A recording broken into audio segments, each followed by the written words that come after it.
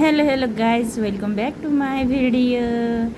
आज म बनाउन जाँदैछु यो कद्दुको साग। घरमा कद्दुको साग बनाएर खाँदा खासै सबैजनाले मन पराएर नखाने, कहिलेकाहीँ यसो बनाइदियो भने जबरजस्ती चलो खान्छौँ भनेर खाइदिने, रुचेर नखाने है। त्यस कारणले म चाहिँ आज कद्दुको सागको अचार बनाउन जाँदैछु गाइज। खानालाई यो बित्ती टेस्टी हुँदो रहेछ। त्यस कारणले आज यो भिडियो पनि बनाएर देखाउँदैछु। मैले कद्दुको साग राम्रोसँग केलाएर धोएर तयार पारिसकेँ। त्यसपछि चट्ट लाएर नमक हालेर कराईमा चाहिँ खल गरेर उबालेँ। अब यो राम्रोसँग उब्लिसकेपछि पाकेन भनेर पनि चेक गर्नुपर्ने। यसो हातले मसल्दा चाहिँ विलित्त भयो भने साग पाको है। त्यसपछि म यो सागलाई एकछिन ठन्डा हुनलाई दिन्छु। ठन्डा छ, अलिक तातो भयो भने निचोर्दा चाहिँ हात पोल्छ। अलि यो ठन्डा भइसकेपछि मैले यसको पानी सट्ट छानिदिन्छु। छानिसकेपछि मैले टर्र पानी चाहिँ निचोरिदिन्छु। निचोरिसकेपछि मैले सट्ट लाएर एउटा कटौरामा यसलाई राख्छु। यो तपाईँले देख्न सक्नुहुन्छ। यसरी मैले साग छानिसकेँ, निचोरिसकेँ। त्यसपछि एउटा कटौरामा खाली पनि गरेर राख्छु है। त्यसपछि साथी हो, अनि यतातिर मैले एक कडाईमा मुङफली भुट्छु। अचार बनाउँदा मुङफलीको, तिलको, भाङको, सिलामको जे हालेर बनाउँदा पनि मिठो हुन्छ। मसँग चाहिँ आज मुङफली छ, भाङ पनि छ, तर म मुङफलीमै बनाउँछु। सरर मुङफली भुटेर यसको छिल्का केलाएर सट्ट पिसेर मैले यो अचारमा हाल्नेछु। अब यतातिर मेरो दाल पाक्दैछ, दुध उबल्दैछ। सानो किचन साथी हो, एकसाथ सारा काम गर्नुपर्छ गृहिणीहरूलाई। अब एकै चिज बनाएर त भएन। खाना त दाल पनि चाहियो, भात पनि चाहियो, रोटी पनि चाहियो, दुध पनि बोइल गर्नु पर्यो। सो म साथ सबै चिज गर्दैछु। अब चाहिँ अचारमा हाल्नको लागि मैले मुङफली भुनिसकेँ, केलाइसकेँ, पिसी पनि सकेँ। त्यसपछि म यता दुईवटा टमाटर, सानो साइजको दुईवटा टमाटरलाई आगोमा भुन्छु।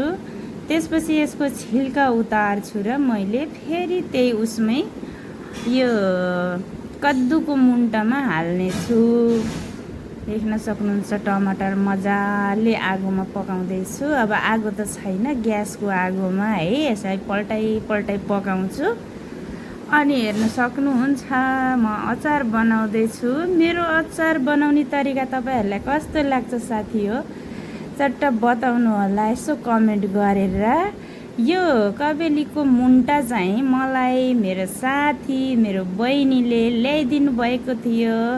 अब इन्डियामा त यस्ती लगाउने ठाउँ हाम्रो घरमा छैन। त्यस कारणले उनको चाहिँ प्लट खाली हुनाले लगाएर मलाई ल्याइदिएकी थिइन्। अब मैले यसमा कद्दु, निचोरेको कद्दुमा सट्ट लाएर टमाटरको छिल्का उतारेर हालेँ, मुङफली पिसेको मुङफलीको धुलो हालेँ, प्याज काटेर हालेँ। त्यसपछि चाहिँ म तेल पड्काउँदैछु। तेलमा चाहिँ मेथी दाना पड्काउने छु, लाल मिर्च पड्काउने छु, अनि थोडा हल्दी पनि पड्काउने छु। क्योंकि साथी हो, मैले चाहिँ काँचो हल्दी हाल्दैन। काँचो हल्दी अलि स्मेल आउँछ त्यसको, हल्दी। त्यस कारणले मैले हल्दीलाई यसो फुराएर चाहिँ छोका लगाउँछु यो अचारलाई। गाइज पोखिँदै बच्यो। अब चाहिँ यसलाई सरर यसैमा एकै ठाउँ हालिदिएँ। अब मैले यसमा घरैमा बनाएको यो चुक छ मसँग, धेरै गाढा हुनाले झरेन। यसलाई चाहिँ अब हातले लपक्क मिसेर हाल्छु। अनि यो खुर्सानी पनि मस मिस्नु पर्यो, अनि टमाटरहरू मिस्नु पर्यो। यो चुकलाई पनि राम्रोसँग मसल्नु पर्यो। अनि यसमा स्वाद अनुसार नमक पनि मैले हाल्छु। अनि यसलाई हातले मास मिचेर टक्क लाएर अचार बनाउँछु। अब चाहिँ यसरी मिसिसकेपछि मेरो अचार तयार भइसकेको छ साथीहरू हो। तपाईँहरू देख्न सक्नुहुन्छ कस्तो लागेको छ मेरो अचार देख्नलाई। तपाईँहरूलाई राम्रो लाग्छ कि लाग्दैन कमेन्ट गरिदिनु होला, लाइक गरिदिनु होला, सब्सक्राइब पनि गरिदिनु होला। मलाई त यो अचार साह्रै मन पर्यो। ल तयार भएको मेरो अचार। अब यसरी कटोरीमा निकाल्ने अनि टक्क लाएर खाने। Thank you so much everyone watching my video. By by.